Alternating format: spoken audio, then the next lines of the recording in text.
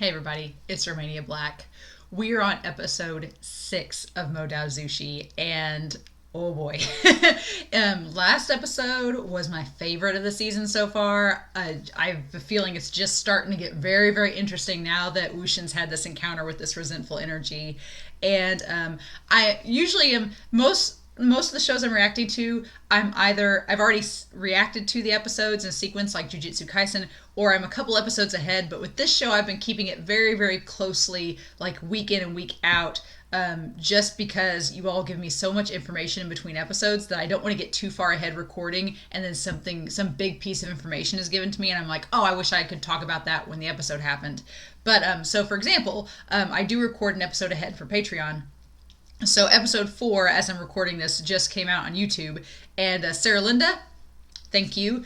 I really liked her description of the clans to try to keep the clans separate. I like that she describes the Land clan as they're the righteous clan. Makes sense. It's Wanji and Zishan and Kirin.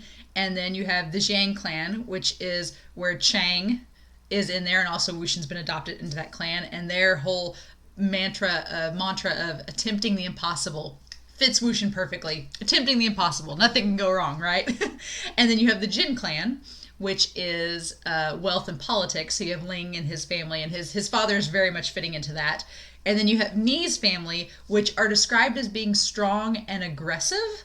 Ni doesn't seem like that at all. So I'm really curious. Some of you have said in the comments that his brother is a little bit more aggressive or violent, and I'm like, oh, interesting. So I'm curious to meet that side of the family, especially since Huasang doesn't seem to be in that at all. And then we have the Wing Clan, which she just described as assholes. And I'm like, yeah, they're kind of assholes. They're kind of the worst. And of course, they're the ones with all the power right now. Of course. Why not? So that was really funny. Thank you, Sarah Linda. That was a great comment. I also, in episode 4, missed the Cornetto ad. It's now part of the show. It is a canon product placement, and that's genius. Why not? All for it.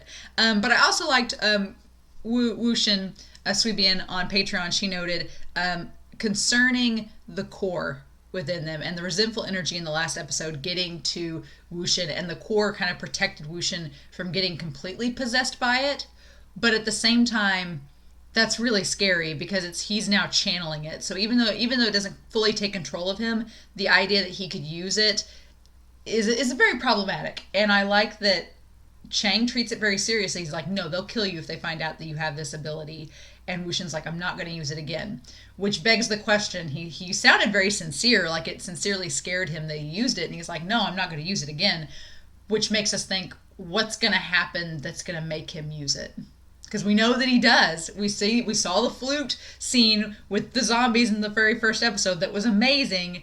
And that was 2 years from this. What goes down?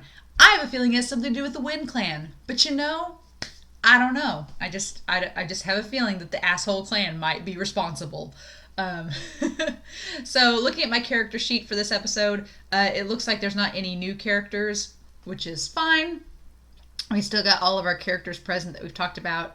I'm very, very, very curious to see what goes down now. I also like that I thought that Zishan was the stoic brother, and it turns out no.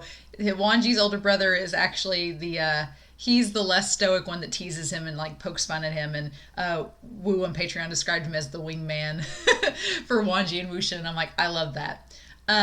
Also went back. Wu on Patreon sent me in our Discord. We've been talking a little bit about Modao Zushi, and she sent me the full lyrics for the OP and ED, which they're beautiful and also very shippy, but I'm all about it. So yeah, but anyway, I've rambled on enough. We are going to do episode 6 of Modao Zushi, and I'm really excited, y'all. This show is getting really interesting, and I'm curious to know what goes down this episode. So thank you all for watching. I really appreciate it, and we are going to start episode 6 here in 5, 4, 3, 2, 1. Let's go.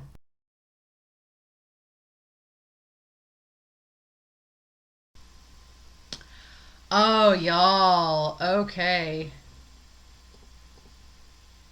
This episode. Oh. This episode might be my favorite so far now. Oh, this was great. There's so I wanted more characterization of the other clans, and we're starting to slowly filter into that. And this episode ends with there being, of course, a tournament, an archery match. And so I'm a feeling that it's hosted by the Wind Clan, our resident assholes. So that makes me think that they're going to bring in all these other clans. So we're going to get to see the Ni clan. We're going to get to see more of the Jiang clan. And the Lan clan's going to come back. It's going to be like just a gathering, a big reunion. And a year's passed. So, if we're going by the timeline, when this flashback started, it was 2 years before WuXian's death. And now we're a year ahead. So there's still a year in between all this going down. So many interesting things introduced in this episode. I love Yanli. She's so pretty. She is so sweet. And the dad, the father of the Jiang clan, like the dad is so kind-hearted and nice, and very soft.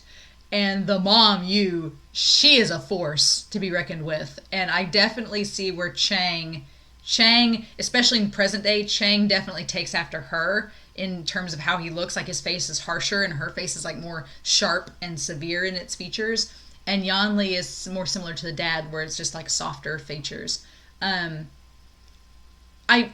they started having that conversation, they were talking about marriages. I was like, was their marriage arranged? And it clearly was, which makes sense because her personality and his personality do not seem to gel at all. And she's very much like, we're cultivating, we're training, we're doing this. It's hardcore. And the dad's like, let's not, let them develop their own powers. And I love that she has the ring, and her ring is what Chang ends up getting. That's cool. That's a cool little tidbit to note. But yeah, the dad, man, the dad, Zishuan, Ling's dad, that was like uncalled for. Like not only saying that he doesn't like Yanli, which he's probably more frustrated by the idea that it's a forced marriage. He probably doesn't think she's ugly or anything like that. He's just mad because he's being forced to marry this person that he didn't get to choose. That's probably what it is, really. But the fact that he says that WuXian is liked more by the Jiang clan leader than Chang is kind of proving to be true. Like has a soft spot for WuXian, it seems, and the mom hates that. She's like, why do you have a soft spot for him? Why'd you bring him back here? Like he's not really our child. Like all of this stuff. So it's very interesting. And man, she wears the pants in this relationship. She is like, ka-cha. I love her design though. Like she's so fierce looking. And I like the idea of this kind of matriarch that she's like, well, I'm going to be the clan leader that I'm supposed to be. And it's like, oh boy. Oh. And it's kind of sad because the whole reasoning behind her getting Ling's parents together is just not only because the moms are friends, which is not a good reason, because that doesn't mean the kids are going to get along, but also it's just political. It's like a political power move to connect these clans, and it's because her mom and it's because Yanli's mom and Jin's grandma are friends. So it's like, it's just bad reasons. And the dad tries to explain that. He's like, maybe we should just let them choose each other. And so I'm very curious because Yanli says at the end of her conversation with WuXian, she's like, I want to marry for love. So does Yu just put her foot down? She's like, nope, you're not marrying for love. You're marrying him whether you like it or not. And she goes through with it because she doesn't want to argue. Or do they actually start talking to each other and fall in love? I don't know. In either case, neither of them are alive in the present day. So that makes me concerned. And then poor baby Ling.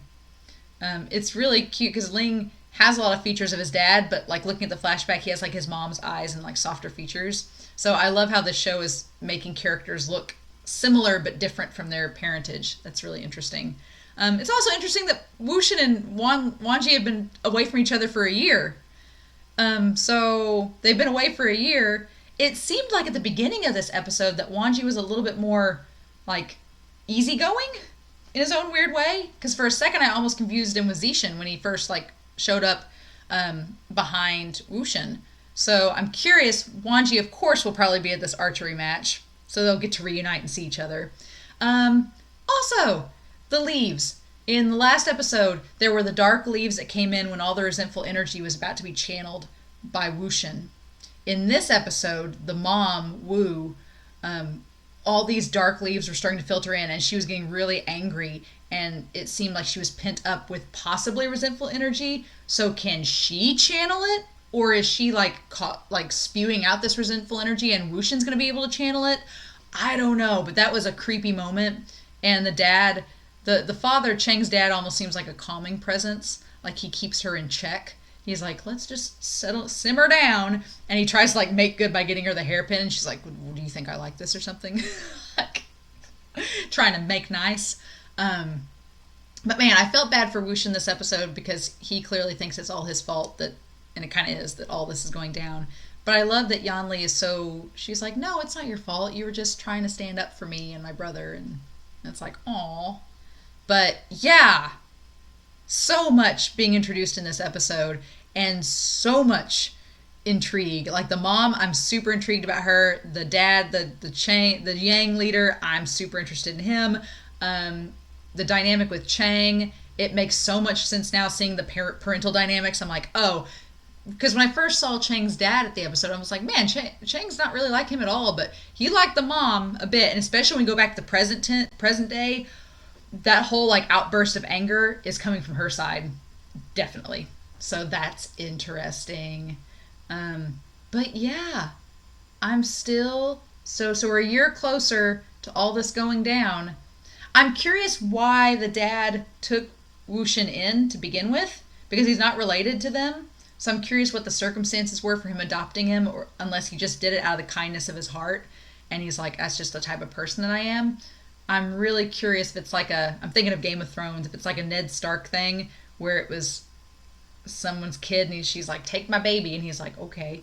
I'm really curious about that. But yeah, I love this episode a lot. Like I like the drama, the family dynamics here, the idea of arranged marriages and love and all of this, and WuXian's part in it. And I love that the other clan, the kids there in the training grounds were like, tell us about Wanji. We've heard that he can freeze you from a mile away. And he's like, that's not true. What about the 3,000 word rules carved into stone? He's like, that part's true. And it's like, oh, I love it.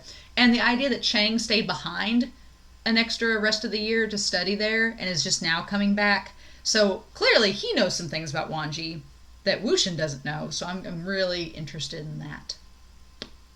But what a good episode.